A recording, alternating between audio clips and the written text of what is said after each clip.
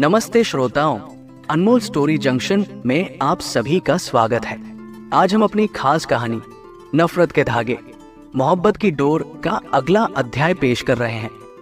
Episode 6, जिसका नाम है नई रणनीति और अनचाही नजदीकी।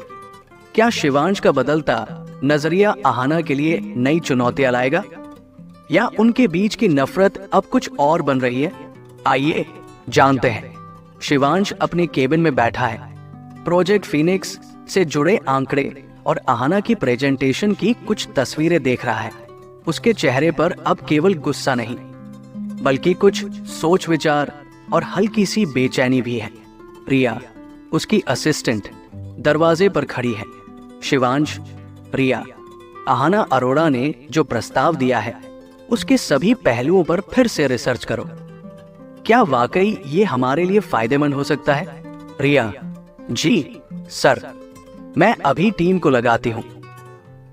लेकिन सर, अगर हमें उस पर ट्रस्ट करना है तो हमें उसे प्रोजेक्ट के बारे में और इंफॉर्मेशन देनी होगी। शिवांश गहरी सांस लेता है। जानता हूं, यही सबसे मुश्किल काम है, लेकिन ठीक है, अगर वो हमारे साथ काम कर रही है तो उसे पूरी जानकारी मिलनी चाहिए। उसे प्रोजेक्ट फिनिक्स के लिए पूरी टीम के साथ एक डिटेल ब्रीफिंग में बुलाओ। रिया अचरज से देखती है। शिवांश का यह रुख उसके लिए अप्रत्याशित है। शिवांश आहाना की तस्वीर को फिर से देखता है। उसके मन में अब सिर्फ नफरत नहीं, बल्कि एक अजीब सा सम्मान भी पनप रहा है। एक बड़े कॉन्फ्रेंस रूम में प्रोजेक्ट फिनिक्स की टीम के सभी मेंबर्स, शिवांश, रिया और आहाना बैठे हैं। शिवांश आहाना को प्रोजेक्ट की बारीकियां समझा रहा है, जिसमें गोपनीय बिजनेस इंफॉर्मेशन भी शामिल है। आहाना ध्यान से सुन रही है, नोट्स ले रही है। कभी कभी उसकी आंखें शिवांश से मिलती हैं, और उन पलों में एक अजीब सा तनाव और खिंचाव होता है। शिवांश, तो हमारा गोल यह है कि यह प्लेटफॉर्म न सिर्फ एक बड़ा यूजर बेस बनाए, बल्कि लॉन्ग टर्म में हमारे रेवेन्यू को भी बढ़ाए। आहाना, तुम्हारे कस्टमर एक्सपीरियंस के सुझाव इसमें कैसे फिट बैठेंगे? आहाना, मिस्टर ओबेरॉय, जब कस्टमर को लगेगा कि ये प्लेटफॉर्म उसकी जरूरतें समझता है, तो वो न सिर्फ वापस आएगा, बल्कि दूसरों को भी बताएगा।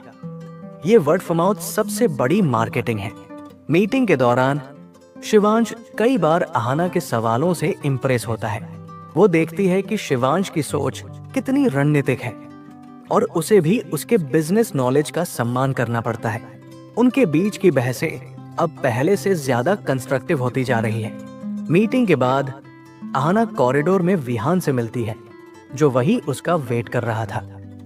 विहान, तो क्या हुआ मीटिंग में? भाई ने तुम्हें कितना परेशान किया? आहाना, परेशान तो नहीं, पर उसने मुझे बहुत सारी इंफॉर्मेशन दी। अब मुझे ये समझना होगा कि उनके बिजनेस मॉडल में मेरा आर्टिस्टिक अप्रोच कैसे काम करेगा।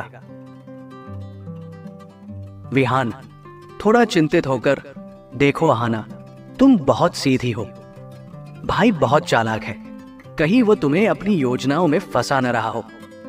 आहाना, मुझे पता है विहान, मैं केयरफुल रहूंगी। वैसे तुम आजकल यहां बहुत दिखते हो। विहान, बस यूं ही तुम्हें देखने चला आता हूं। मुस्कुराता है, लेकिन आहाना की नजरें शिवांश के केबिन की ओर जाती हैं, जहां शिवांश खड़ा उसे देख रहा है। शिवांश को विहान और आहाना का एक दूसरे से बात करना पसंद नहीं आता।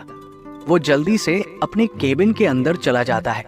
शाम को रणवीर ओबेरॉय शिवांश के साथ बैठकर चाय पी रहे हैं। रणवीर के चेहरे पर एक अजीब सा भाव है, जैसे वे कुछ भाम गए हों।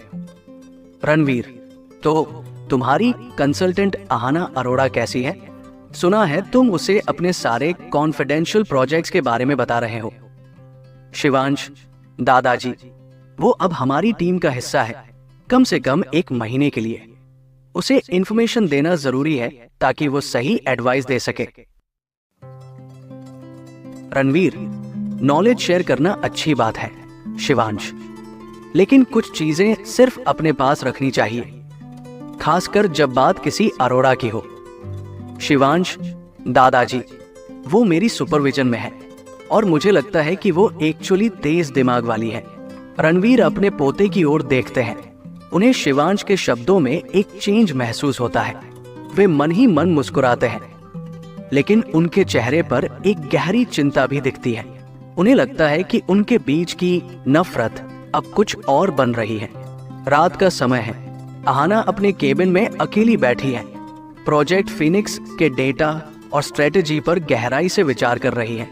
उसने कई स्लाइड्स फिर से तैयार कर ली हैं। वो इतनी बिजी है कि उसे टाइम का पता ही नहीं चलता।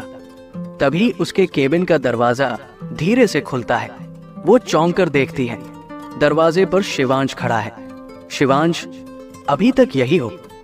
मिस अरोड़ा, मुझे लगा तुम इतनी देर से सिर्फ आर्ट का अभ्यास करती हो।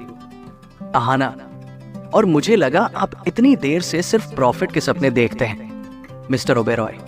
शिवांश अंदर आता है, उसकी मेज पर पड़े कागजों को देखता है। तुम बहुत हार्ड वर्क कर रही हो, या शायद प्रूव करना चाहती हो कि तुम मुझसे बेटर हो।